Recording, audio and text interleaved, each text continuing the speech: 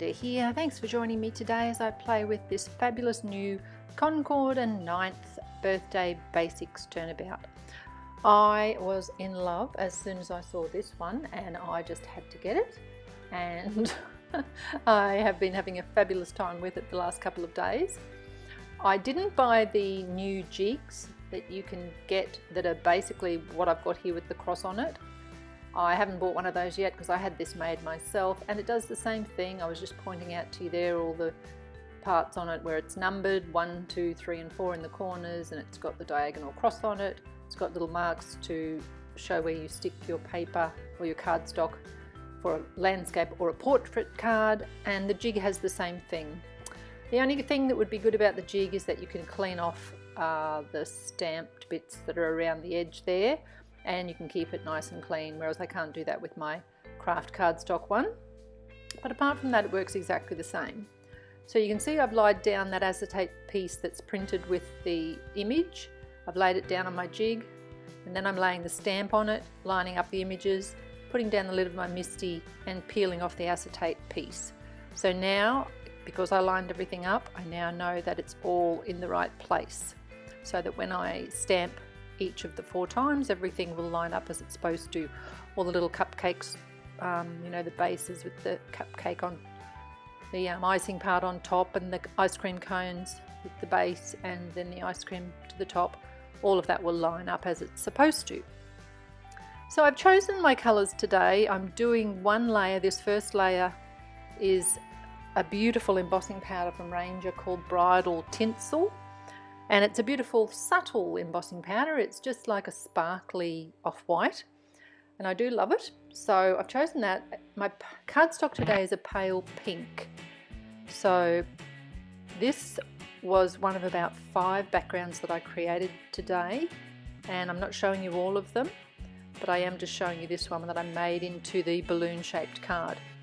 So I'm just heating up the embossing powder now with my heat gun and melting that. Now I've chosen 3 other colours that I'm using that will go nicely on this pale pink cardstock today, and the first one is Peach Bellini. It's an MFT ink, and I do ink it up twice. I tend to do that for, yes, I do that for all of these colours that I use now for this card. Thank goodness for the MISTI, because that makes that very easy. But I just wanted to mention that I have chosen these colours today. So it's the embossing powder and then 3 colours. I've chosen them using my colour wheel. And I don't know if you use a colour wheel, but certainly at times it comes in very handy when you're just getting sick of the same old colour schemes, and you just want to mix it up and try something different. So you can see here my next colour is Brilliance. It's a Brilliance pigment ink pad from Archival. So it's a Sukaneko one, and it's called Rocket Red Gold, and it's got this beautiful brilliant shimmer to it. So it's beautiful ink, and that is the 3rd colour, because I've got my first colour was my embossing powder, second colour was the Peach Bellini, 3rd colour is the Brilliance Rocket Red Gold. So colours 1 and 3 will line up.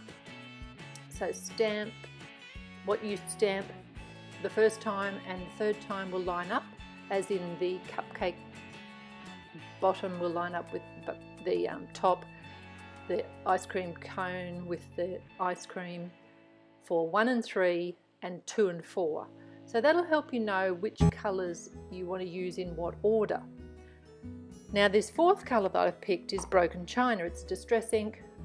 They're notoriously not great for getting a good coverage. So thank goodness for the MISTI, because again I could stamp it 2 or 3 times.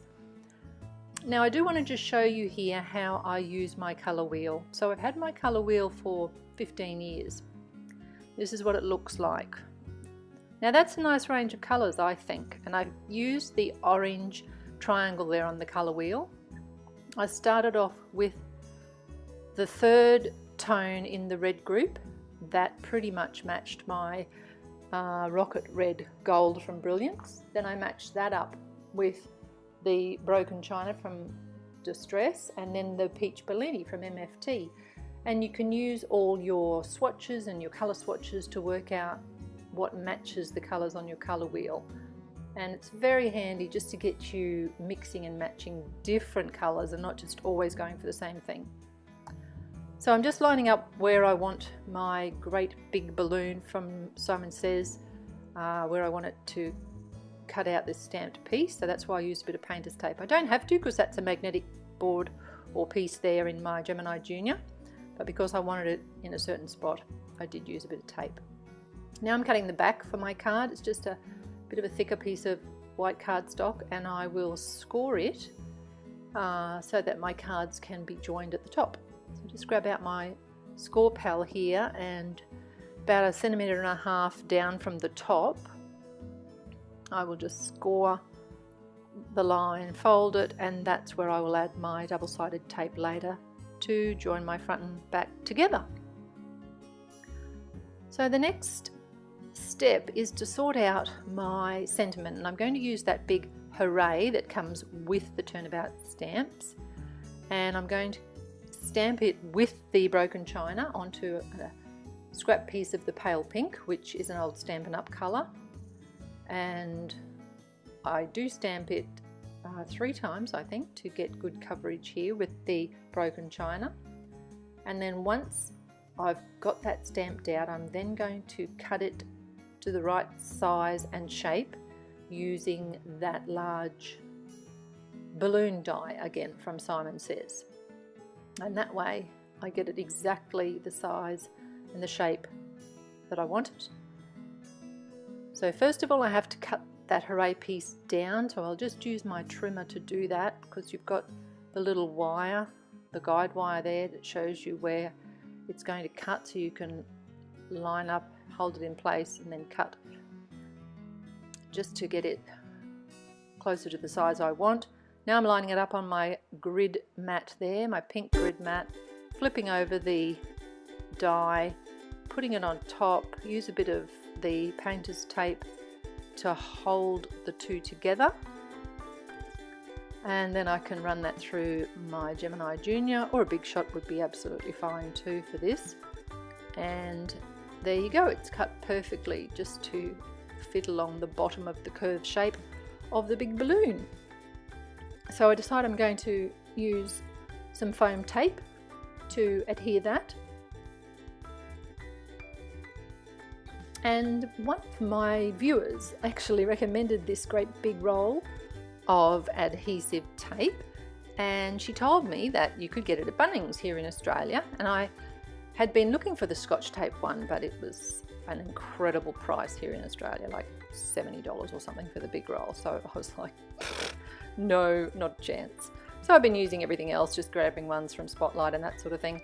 But the lovely lady on YouTube said, go and have a look in Bunnings. So I did, and I came home with this, and it's fabulous. It does the trick, cheap as chips, like $4 or something for that big roll. So fabulous, fabulous. And I'm just adding my hooray there, and then of course it wouldn't be complete without a beautiful little coordinating bow. Oh, first of all, I'm just going to add my tape runner at the top there to that little bit that I scored. Then I'm lining up the little bottom section where the tie will go in a minute, and there I've got my opening and shutting card. And I've got this fabulous twine which just coordinates beautifully with the colours here. So I'm tying up a nice little bow, and then I'll grab some glue dots just to hold that firmly in place at the bottom of my balloon there.